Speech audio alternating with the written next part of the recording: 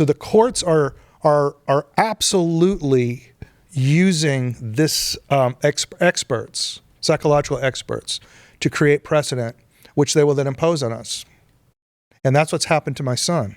I think one of the reasons the left is seized on my case so much is that here you have a boy that with everybody else, he presents normally as a boy. He's just a normal boy. He's a boxer, likes to play football, right? He's super fast runner, incredibly fast footwork. Olympic talent scouts want to talk to him for boxing. They won't talk to him because they don't know what's going to happen with his gender dysphoria, right? But when he's with his mom, he's a girl. So this boy has a choice, clear choice. He can go and just live a normal life as a boy, and the outcomes, if he identifies with his biological sex, are objectively better. Even the other side concedes that. Or he can continue on with this social affirmation and social transition, which my expert, Dr. Levine, testified, pushes children toward chemical transition.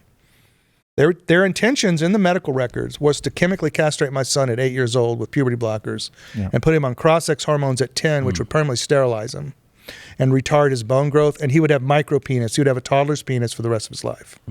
That was the goal. That's in the medical records. I'm not making this up. Presented at trial. Okay. So he has two outcomes, and they're very radically different, pathways forward in life.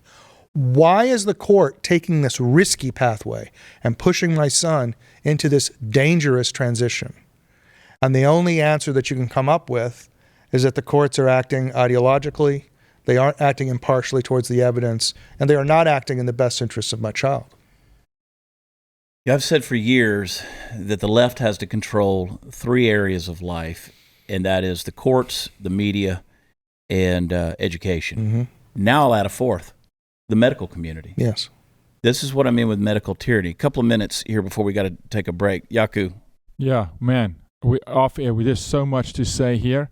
Look, I won't call myself an expert, but those that run in this field do. We fight child sex trafficking. And I can tell you, you've got a case here that's 100%. You were at a disadvantage the day you married because you married an individual who has medical information, who understands how the brain of a child works, who understands exactly how to manipulate the brain of a child. That is a predator. That's the pure definition of a sexual predator. And I want people to understand she's also seeing other children. Yeah. She is. She's speaking into the light. So parents should go, that practice should shut down.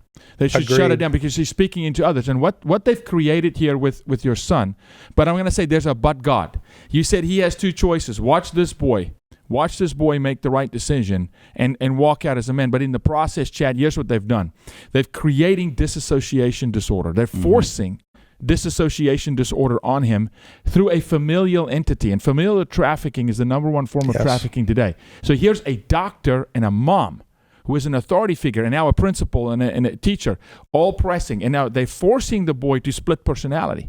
They're forcing him to be a boy with dad, but which he really wants to be, and a girl. And so, my prayer for you and your family, and I'll close with this, is that he stands strong, that his brother in secret, his brother is the key here. Yes. That's the weapon. They can't stop you, but they can't stop brother. Right. They can. When those two boys are just sitting in the corner there and mom's not watching, I pray that his brother speaks truth into his life and his brother sows into him and that brother contends for him and fights for him and that his brother's voice is louder than mom's voice. I mean, there's so much here, Chad. This is by design, by the way. I mean, it's sick to the sickest level. It's demonic. Totally sick. I mean, we talk about a lot of crazy things on this show. We tend to poke fun at the craziness of culture that's out there. But this is real. This affects real people. Oh, yeah. And we're talking about, one of the top 8 GOP priorities in this 87th legislative session that recently passed was to stop the gender modification of children. Number 3 priority. This is absolutely, and it wasn't addressed. No. And this is something that's flying in the face. This is Texas. So, I mean, this shouldn't happen anywhere. So Dan